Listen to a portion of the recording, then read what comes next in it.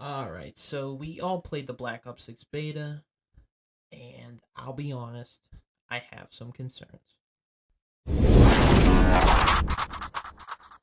As good as the movement felt on the game, I would say the maps felt equally as bad. I don't think the game will be terrible, but it does lead one to question, why are we making such a drastic overcorrection with the map size?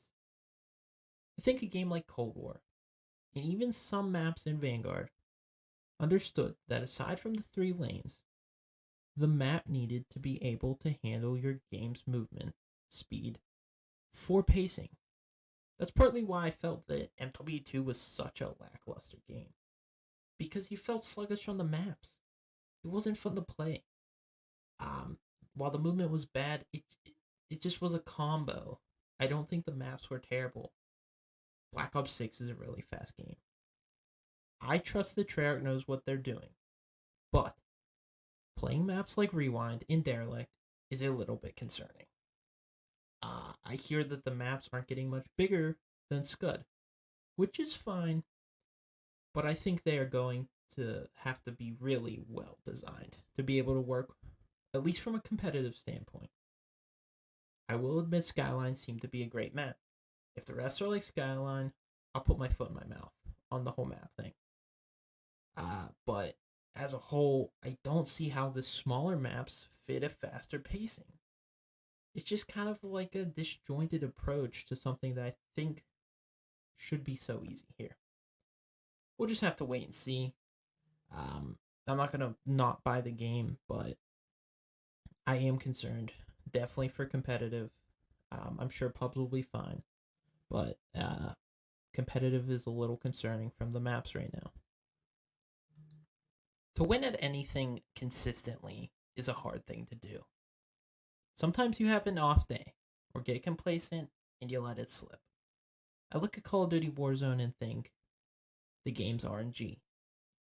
Too hard to win consistently, but then you have the Falcons team coming.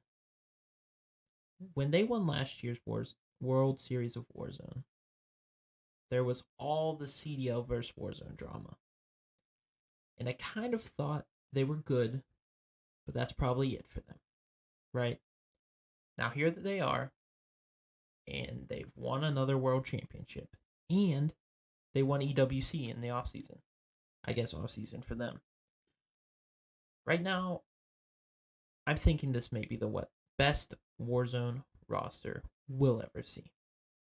To win consistently in a game like this is very impressive to me. Do I think these guys would be dominant in the CDL? No, I don't. Maybe good, but who knows? I didn't think they could win another world championship, and they did. So they've proven me wrong. And I mean, winning back-to-back world championships and a tournament as big as EWC, at least monetarily speaking, you get to call them the first Warzone dynasty. I don't think you can dispute that.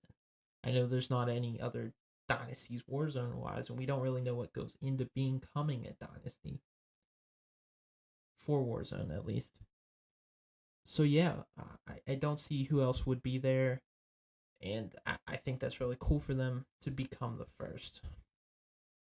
I mean, what more could they do? And to have a dynasty in Warzone esports really is something to be proud of, and it's awesome for those guys. So huge congrats to them. We're gonna have to talk more about the Warzone versus CDL Pro thing. We'll have time. Hopefully, we get a tournament between them when BO6 starts. That'd be really awesome.